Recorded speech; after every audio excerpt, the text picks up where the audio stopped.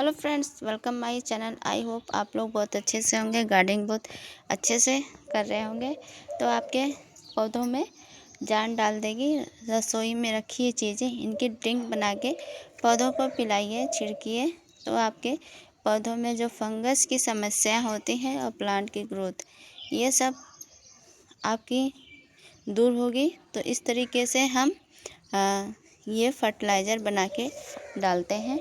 तो पौधों की अच्छी ग्रोथ के लिए हमें महंगे फर्टिलाइज़र की ज़रूरत नहीं पड़ती है, और हमें किचन में ही रखी कुछ चीज़ें हम अपने प्लांट के लिए इस्तेमाल कर सकते हैं, जिससे हमारे प्लांट की ग्रोथ काफ़ी अच्छी होगी और फूल भी अच्छे से खिलेंगे। तो बस आपको ध्यान रखना है कि सही मात्रा और तरीका, हमें इस्तेमाल करने का तरीका भी आना चाहिए और कितना इस्तेमाल करना है वो भी पता होना चाहिए। इन फंगस और कीड़े लगने की समस्या को बचाने में मदद कर सकता है। हमें चुटकी भर बेकिंग सोडा लेना है और वो हम अपने प्लांट पे डालेंगे, गोल अप्लाई करेंगे।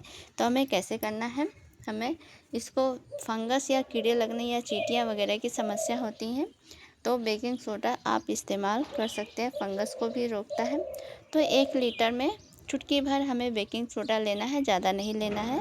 तो इस्तेमाल आप कर सकते हैं। हमें दूसरा फर्टिलाइज़र क्या है, मैं चीनी का भी इस्तेमाल कर सकते हैं अपने प्लांट में। तो चीनी का इस्तेमाल करने से जो पौधे की जड़ें होती हैं उनकी गतिविधियाँ बढ़ जाती हैं और जड़ें फैलने में मदद मिलता है, प्लांट की अच्छी ग्रोथ होती है। तो 1 लीटर में हमें सिर्फ आधा ही चम्मच छोटा वाला डालना है, और जैसा आपके पास पॉट हो या फिर जैसा आपके पास गिलास हो या कटोरी, उसी हिसाब से आपने चीनी की मात्रा हमें निश्चित कर लेनी है। तो हमें सफ़ेद सिरका, अगर आपके पास सफ़ेद सिरका नहीं है, गन्ने का सिरका है, किसी का भी सिरका है, तो उसको भी आप इस्तेमाल कर सकते हैं। ये पौधों की जो पत्तियां जो पीली हो जाती हैं, जड़ें कमज़ोर हो जाती हैं, जड़ें सड़ने लगती हैं, उन समस्या को भी ये दूर करेगा और पीएच को भी संतुलित करेगा। तो हमें कम मात्रा में इसका स्प्रे कर देना है और अपने प्लांट में हमें डालना है। तो इस तरीके से हमें अपने प्लांट के लिए ये इस्तेमाल कर देना है। तो आइए जानते हैं हमने कितनी कितनी मात्रा ली है।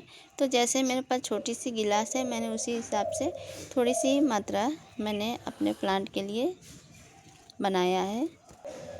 ये देखिए, इतनी छोटी सी गिलास है, इसलिए मैंने चीनी भी ज़रा से ही ली है, और ये बेकिंग सोडा है ज़रा सा, और ये सिरका है, ये भी ज़रा सा ही है। तो इन पूरों को मैं गिलास में भर दूंगी इस तरीके से।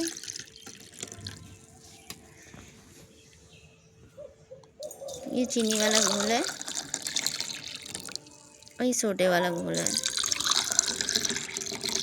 इस तरीके से मैं अपने प्लांट में ये घोल डालूंगी, एक एक करके मैं आपको दिखाऊंगी। मेरा प्लांट है तो ये मैं चीनी वाला घोल ये डाल देती हूँ। अगर नीचे रह जाती वो चीनी तो उसको भी आप ऐसे पूरा घोल करके आप अपने प्लांट में दीजिए।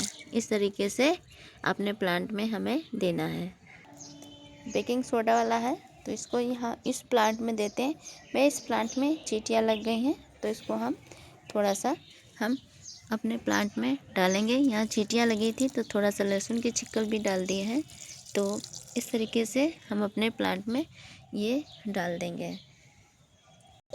ये सिरका है, इसका भी प्रयोग हम अपने प्लांट में करेंगे फंगस को दूर करने के लिए।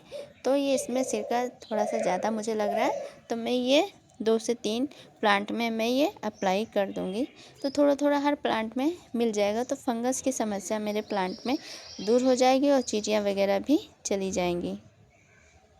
तो सिरके का प्रयोग आप इस्तेमाल करते समय थोड़ा ध्यान रखिए। ये पीएच भी संतुलित करता है, और तो अपने प्लांट में ये इस्तेमाल करें, पर थोड़ा निश्चित मात्रा में।